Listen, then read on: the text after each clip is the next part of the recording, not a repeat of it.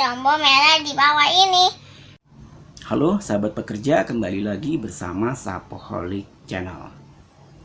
Di video kali ini saya ingin membahas sekaligus menanggapi dan menjawab pertanyaan dari sahabat pekerja terkait BLT dari pemerintah sebesar 600.000 per bulan selama 4 bulan. Oke sahabat pekerja, sebelum dilanjutkan gak ada salahnya untuk subscribe channel ini. Semoga dengan Anda subscribe itu merupakan motivasi buat saya untuk terus upload video yang bermanfaat buat kalian. Oke sahabat pekerja, jadi apabila sahabat pekerja sudah memenuhi 6 persyaratan ataupun 6 kriteria yang tertuang di dalam Permenaker nomor 14 tahun 2020 tentang bantuan subsidi gaji atau upah dari pemerintah, saran saya kita tunggu saja finalisasi ketentuannya seperti apa dan jangan terlalu banyak berharap, khususnya buat gaji yang di bawah 5 juta. Banyak banget nih dari sahabat pekerja pastinya yang mempunyai upah atau gaji yang dilaporkan ke BPJS Ketenagakerjaan di bawah 5 juta. Tapi saya belum tahu, saya belum yakin apakah yang di bawah 5 juta tersebut akan mendapatkan BLT dari pemerintah tersebut. Karena apa? Karena menurut saya ketentuannya belum jelas. Tidak ada batasan upah ideal untuk mendapatkan BLT tersebut. Yang ada hanya menyebutkan upah atau gaji yang dilaporkan di bawah 5 juta. Ada juga informasi yang menyatakan bahwa upah atau gaji yang dilaporkan itu di bawah 5 juta atau setara dengan iuran yang dibayarkan ke BPJS Ketenagakerjaan di bawah 150.000. Nah, ini 150.000-nya ini dari mana? Dasarnya apa? Apakah iuran yang dibayarkan ke BPJS TK di bawah 150.000 ini apakah merupakan beban karyawan itu sendiri ataukah beban karyawan ditambah dengan beban perusahaan? Jadi ini dua hal yang berbeda nih menurut saya nih. Kalau dilihat dari beban karyawan yang dipotong gajinya tiap bulan untuk iuran BPJS Ketenagakerjaan itu kisaran hanya 3,54%. Nah mungkin kalau 3,54% mempunyai gaji di bawah 5 juta, itu idealnya untuk BLT ini adalah 4.200.000.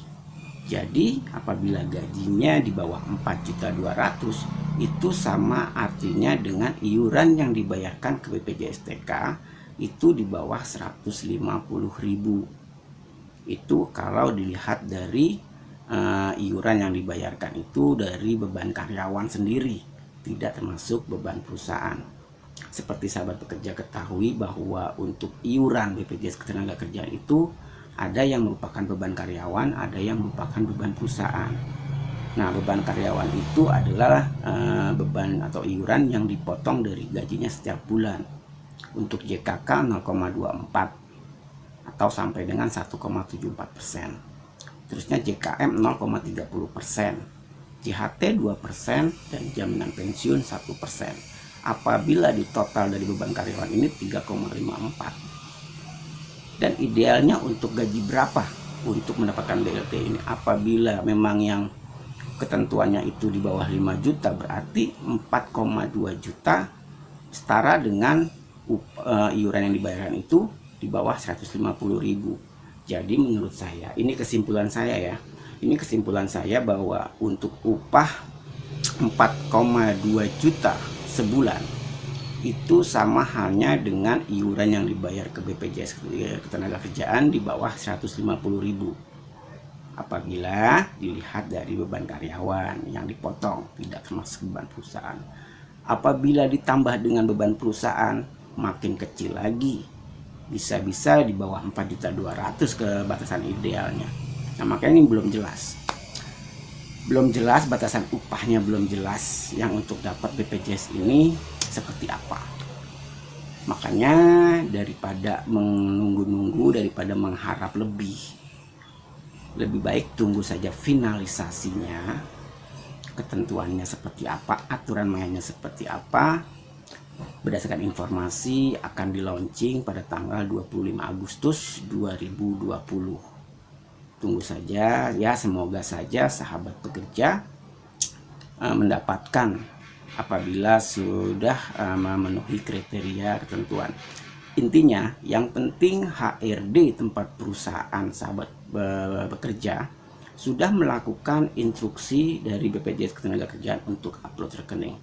Itu langkah awalnya, karena pemberian BLT tersebut langsung ditransfer ke rekening penerima BLT atau ke rekening peserta.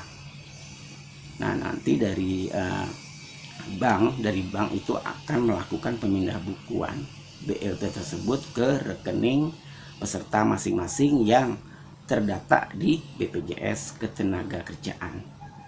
Jadi untuk rekening itu sendiri belum proses akhir, masih ada proses lanjutan, yaitu akan diverifikasi dan divalidasi lanjut oleh BPJS Ketenagakerjaan, kemudian akan di-cleansing lagi, akan disaring lagi apakah peserta tersebut pernah menerima bantuan lain ya, sepertinya seperti peserta kartu prakerja atau sejenisnya. Nah, itu akan di-cleansing lagi sehingga dipastikan tidak akan ada double perolehan untuk BLT tersebut. Makanya butuh proses lanjut.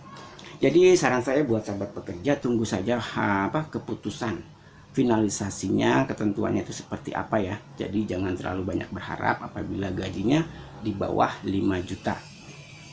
Oke, jadi masih belum jelas nih, menurut saya masih belum jelas, masih abu-abu batasan upah ideal untuk BLT tersebut sebesar apa. Oke sahabat pekerja, semoga video ini bermanfaat. Semoga video ini memberikan pemahaman. Jadi ya intinya tunggu aja lah gitu loh, jangan terlalu ngoyo untuk dapat BLT tersebut, karena itu butuh proses, butuh penyaringan lagi. Jadi dipastikan pemerintah memastikan agar peserta BPJS Ketenagakerjaan ataupun pekerja swasta aktif tidak memperoleh double perolehan dalam BLT. Jadi perlu disaring lagi. Oke sahabat pekerja, apabila ada yang ingin dipertanyakan, silahkan komen, like, and share ke sahabat pekerja lainnya agar memperoleh informasi dan pemahaman yang sama. Oke sahabat pekerja, sampai berjumpa di video berikutnya. Salam sukses dan terima kasih.